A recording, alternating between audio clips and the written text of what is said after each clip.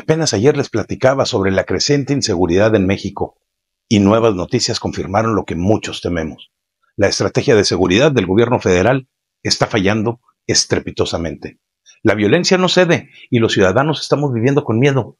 Apenas ayer por la tarde-noche se reportó un ataque artero contra la casa de campaña de Xochitl 3 en Veracruz, donde la fotoperiodista Abisac Douglas fue víctima de la violencia.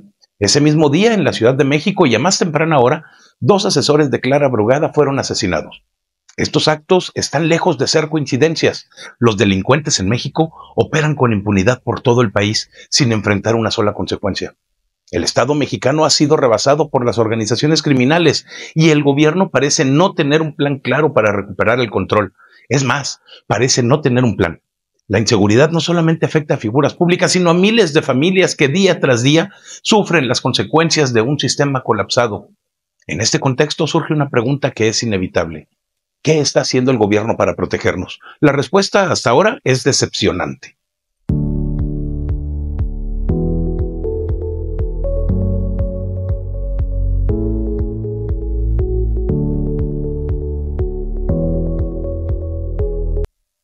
La inseguridad en México no es ningún problema nuevo, pero su escalada en los últimos años evidencia la incapacidad del gobierno comunista de Morena y sus gobernantes para enfrentarlo. Los ataques recientes, como el perpetrado contra Abisac Douglas en Veracruz y el asesinato de los asesores de Clara Brugada en la Ciudad de México, son solamente la punta del iceberg. Según datos oficiales, en promedio 88 familias mexicanas pierden a un ser querido cada día debido a la violencia. Estas cifras son solamente números, pero también son historias de dolor que el gobierno simplemente ignora. Los delincuentes actúan con una libertad que sugiere el colapso de la autoridad estatal a nivel federal y estatal. Las organizaciones criminales no solo controlan territorios, sino que operan sin temor a represalias. Y esto plantea una pregunta inquietante. ¿Cómo es posible que el crimen organizado actúe con tal descaro?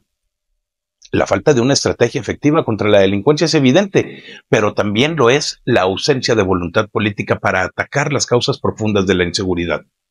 El gobierno federal no asume su responsabilidad y parece mucho más interesado en mantener una narrativa que minimiza la gravedad del problema. Las conferencias matutinas donde se prometen soluciones contrastan con la realidad que enfrentamos en las calles. Los ciudadanos merecemos respuestas claras y acciones concretas, no discursos vacíos. La inseguridad no es solamente un problema de policías o soldados, es un síntoma de un Estado que ha perdido el rumbo y que no sabe o no quiere proteger a su pueblo. Ahora, y aquí estoy especulando, mi percepción me indica una posibilidad que es muy inquietante. ¿Y si la inseguridad es consecuencia de acuerdos tácitos entre el gobierno y el crimen organizado? Los ataques, como los ocurridos en Veracruz y la Ciudad de México, sugieren un mensaje bastante claro.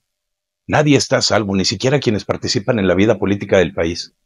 Las reacciones de los líderes de Morena, como Claudia Sheinbaum y Omar García Harfuch, durante la conferencia matutina de hace tan solo 2 días, cuando se enteraron del caso, alimentan estas sospechas.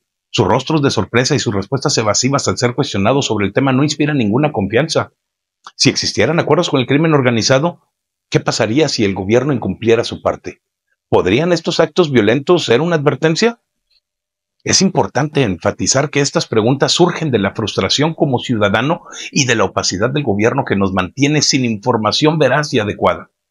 Sin transparencia ni resultados concretos, la desconfianza crece todos los días. Nosotros no podemos seguir viviendo bajo la sombra de la incertidumbre, preguntándonos si nuestros líderes están comprometidos con nuestra seguridad o si, por el contrario, están atrapados en una red de compromisos que benefician a unos pocos a costa del sufrimiento de muchos. La verdad debe salir a la luz y el gobierno tiene la obligación de disipar estas dudas con hechos, no con palabras. Más indignante aún es la doble moral del gobierno. Tras el asesinato de los asesores de Clara Brugada, los líderes de la 4T expresaron condolencias, decretaron luto y suspendieron actividades públicas. Sin embargo, el ataque a Abisac Douglas en Veracruz fue recibido con un silencio ensordecedor. Ni una palabra de consuelo para su familia, ni un gesto de comprensión. Esta indiferencia se extiende a las otras 86 familias que, según las estadísticas, perdieron a un ser querido ese mismo día a causa de la violencia. ¿Por qué el gobierno llora a unas víctimas y olvida a otras? La respuesta está en la utilidad política de cada caso. Los asesores de Brugada eran parte de su proyecto político, mientras que Abisac Douglas y las miles de víctimas anónimas no parecen ajustarse a la narrativa oficial o simplemente no les importan. Esta selectividad es una afrenta a la justicia y a la dignidad de todos los mexicanos. La empatía no puede ser selectiva. Un gobierno que se dice cercano al pueblo debería condenar toda forma de violencia con la misma vehemencia, sin importar quiénes sean las víctimas. La falta de respuesta ante el caso de Abisac Douglas es una señal de que, para el gobierno, es más importante priorizar su imagen sobre la justicia. Los ciudadanos, nosotros merecemos un líder que valore todas las vidas por igual y que actúe con decisión para protegerlas ante la ola de violencia. Ante la clara incapacidad para resolver la inseguridad, el gobierno comunista recorre una estrategia conocida: culpar a otros. Antes de las 9 de la mañana del mismo día de los ataques, las redes sociales ya estaban inundadas de acusaciones contra la derecha internacional, Felipe Calderón e incluso Carlos Salinas de Gortari, señalándolos como los responsables directos de la violencia. Esta táctica de distracción tan común en los comunistas es igual de predecible como ineficaz. En lugar de asumir su responsabilidad, el gobierno prefiere señalar fantasmas del pasado o enemigos imaginarios. Pero los ciudadanos sabemos que la inseguridad no es culpa de administraciones pasadas, sino de la falta de estrategia sólida en el presente. Las acusaciones vacías no detienen balas, no devuelven a las víctimas ni generan con ninguna confianza. Claudia Sheinbaum insiste en que su gobierno atiende las causas de raíz de la inseguridad, pero los resultados simplemente no existen. Si realmente se estuviera trabajando en las causas, veríamos mejoras en la economía, en la generación de empleos y en la calidad de vida. En cambio, lo que estamos observando es un país estancado donde la violencia se normaliza y las excusas se multiplican. Los mexicanos exigimos un gobierno que ataque los problemas de frente, que asuma sus errores y que proponga soluciones reales. Mientras sigan señalando culpables externos, la inseguridad seguirá cobrando vidas y destruyendo familias. Según datos del Instituto Mexicano del Seguro Social, en febrero del 2025 se perdieron más de 276,000 empleos formales y en abril se sumaron otros 47,000 empleos menos. Estas cifras reflejan una economía en declive donde la falta de oportunidades empuja a muchos a la desesperación. Todos sabemos que sin trabajo, los líderes familiares hacen lo que sea para sobrevivir, y esto puede alimentar el ciclo de la violencia. El gobierno actual, que prometió un cambio transformador, no ha logrado impulsar una economía estable y creciente. En el pasado, México creció en promedio del 2.5% anual, una tasa que, aunque modesta, ofrecía estabilidad y nos burlábamos. Hoy el gobierno celebra con globos y gritos de emoción crecimientos de apenas el 0.85% en promedio, mientras la población enfrenta un aumento en el costo de vida y una escasez de empleos. Peor aún, el discurso oficial minimiza la gravedad del problema. El economista en jefe de la Secretaría de Hacienda afirmó recientemente que los hogares mexicanos tienen ahorros suficientes para soportar el estancamiento económico. Esta declaración no solamente está desconectada con la realidad, sino que es insultante para millones de familias que viven al día. Sin empleo, sin ingresos estables y sin políticas públicas que fomenten la inversión, la economía seguirá deteriorándose y con ella la seguridad de todos nosotros. El gobierno debe dejar de lado la retórica y enfocarse en generar incentivos reales para la creación de empleo y el crecimiento económico. El gobierno comunista de Morena ha recurrido a medidas populistas que, lejos de resolver los problemas, los agravan. Los programas sociales, como las pensiones del bienestar, se presentan como una solución al desempleo y a la pobreza, pero en realidad son paliativos que no atacan las causas estructurales. Si los mexicanos tuvieran ahorros o empleos estables, como afirman, estos programas no serían necesarios para comprar apoyo político.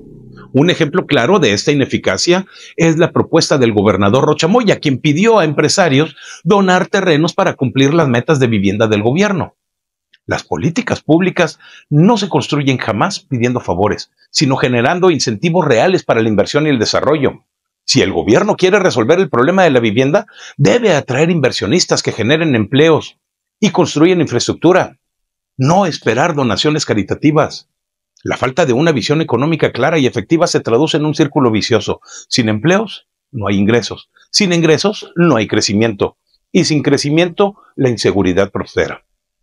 El gobierno debe entender que la solución no está en repartir dinero, sino en crear las condiciones para que los mexicanos puedan prosperar por sus propios medios. Mientras sigan apostando por el populismo en lugar de políticas sólidas, México seguirá atrapado en la pobreza y la violencia. Los ciudadanos merecemos un gobierno que invierta en nuestro futuro, no que nos mantenga dependientes de sus dádivas. Los gobernantes comunistas enfrentan un dilema ideológico que le impide resolver los problemas del país: su discurso. Su discurso, que está anclado en una visión populista, plantea una contradicción insalvable. Si no tienes trabajo, eres víctima del desempleo. Si lo tienes, sufres explotación. Y si emprendes, te conviertes en un explotador tú mismo de la clase trabajadora. Esta mentalidad, que demoniza la iniciativa privada y el crecimiento económico, paraliza cualquier intento de construir un México próspero. Esta ideología contradice las necesidades reales del país. Para generar empleos, se necesitan inversionistas que estén dispuestos a crear empresas, pero el gobierno no ofrece los incentivos adecuados. En lugar de fomentar la inversión, recurren a discursos que desincentivan el emprendimiento y la generación de riqueza. Esto no solamente perpetúa el desempleo, sino que alimenta la inseguridad, ya que la falta de oportunidades empuja a muchos ciudadanos a cometer actividades ilícitas.